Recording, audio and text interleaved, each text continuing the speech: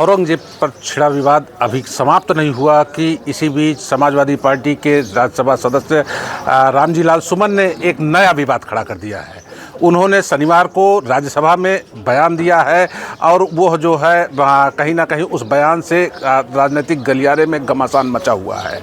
ऐसे में जो है इस बयान को लेकर लोग क्या सोचते हैं, नेता क्या सोच रहे हैं, इसको जानने के लिए हम इस समय समाजवादी पार्टी के विधायक जो राकेश प्रताप सिंह जी हैं, गौरीगंज से विधायक हैं, इनके पास हैं। चूँकि पार्टी का भी मामला है और जो है इसलिए इनसे हम जानते हैं आरोप हालांकि भारतीय जनता पार्टी के ऊपर लगाया है, लेकिन इसका जवाब या तो पार्टी के जो है बीजेपी के लोग दे सकते हैं तो सपा के लोग दे सकते हैं।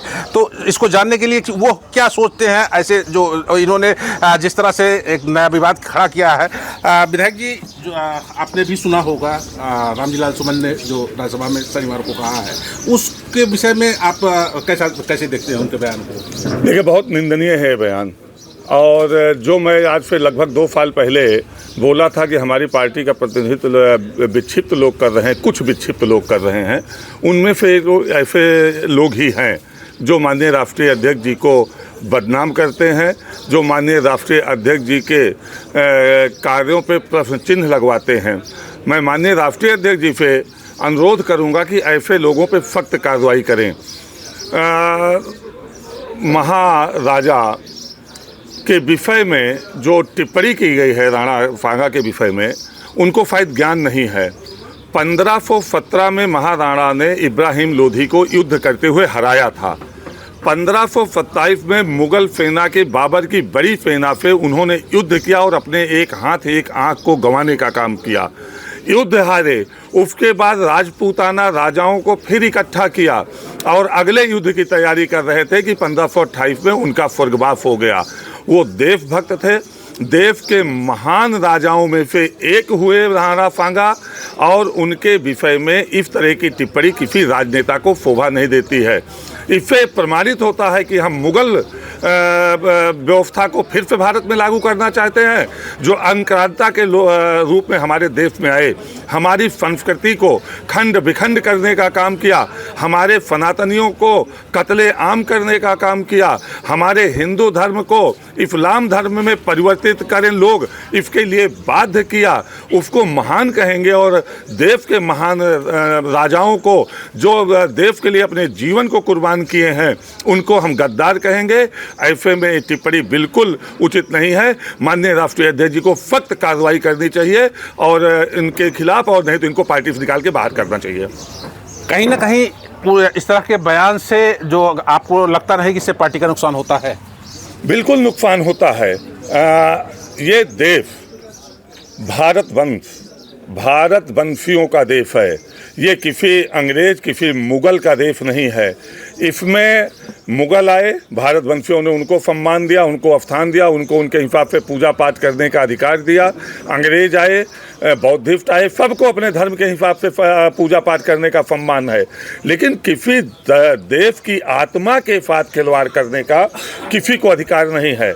महाराणा प्रताप, राणा सांगा, शिवाजी, संभाजी, रानी लक्ष्मीबाई, अब्दुल हमीद, मंगल पांडे जैसे लोगों पर ऐसे टिप्पणी कर दी जाएगी, कहाँ पे उचित है?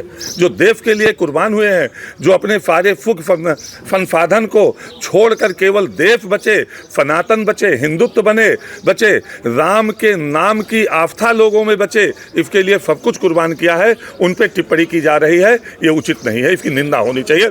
मैं तो प्रत्येक भारत के नागरिक, कोई भारतीय जनता पार्टी का विषय नहीं है, प्रत्येक भारत में रहने वाले राष्ट्रवादी लोगों से मैं सबसे प्रार्थना करता हूं कि इस बयान की निंदा होनी चाहिए और इसका विरोध करना चाहिए। सुमन जी ने कहा है कि जो है उनपे भाजपाई कहते हैं कि मुसलमानों में बाबर का डीएनए है, जबकि जो है फिर हिंदुओं में किसका है? और इस पर भी सवाल खड़ा किया कि राणा सांगा को जो है इब्राहिम लोधी को हराने के लिए राणा सांगा ने उनको जो है लेकर वो भारत आए थे बाबर को। उनको हराने के लिए। तो कहीं ना कहीं देशद्रोही तो राणा सांगा हुए, देशद्रोही शायद उनको पता नहीं है, ये पहले मुगल शासक नहीं है जो भारत आए थे। मुगल शासक पहले से भारत आ चुके थे और इब्राहिम लोदी को हराने के लिए बाबर के साथ युद्ध नहीं किया था राणा सांगा ने। वो गलत बात कर रहे हैं। एक सेना में सम्मिलित होकर राणा सांगा और बाबर ने युद्ध नहीं किया था। 1527 में बाबर की सेना से राणा सांगा ने युद्ध किया है। इतिहास पढ़ते नहीं, जातीय व्यवस्था का, जाति का अपने दुरुपयोग करके राजनीतिक अधिकार को प्राप्त करके राजनीतिक सत्ता को हथिया के और भारत की भावना के साथ खिलवाड़ करते हैं ऐसे लोग। इनको सबक सिखाना चाहिए भारतवासियों को।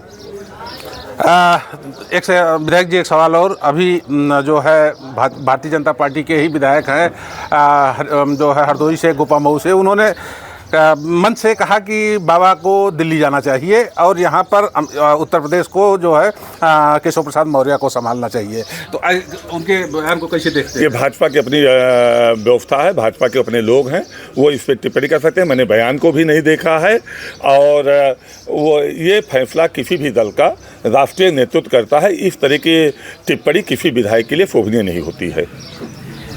तो ये थे हमारे साथ विधायक राकेश प्रताप सिंह, जिन्होंने साफ तौर पर बताया कि जो बयान रामजीलाल सुमन ने दिया है उनको इतिहास का ज्ञान नहीं है, उनको इतिहास का अध्ययन करना चाहिए, उसके बाद इस तरह की कोई टिप्पणी करनी चाहिए जिससे जो है समाज में किसी भी प्रकार की कोई जो है सामाजिक सौहार्द बिगड़ नहीं पाए। और अगर इस तरह से वो कर रहे हैं तो ऐसे मामले में राष्ट्रीय अध्यक्ष को जो है संज्ञान लेना चाहिए और उनके खिलाफ कड़ी से कड़ी कार्रवाई करनी चाहिए। Camera person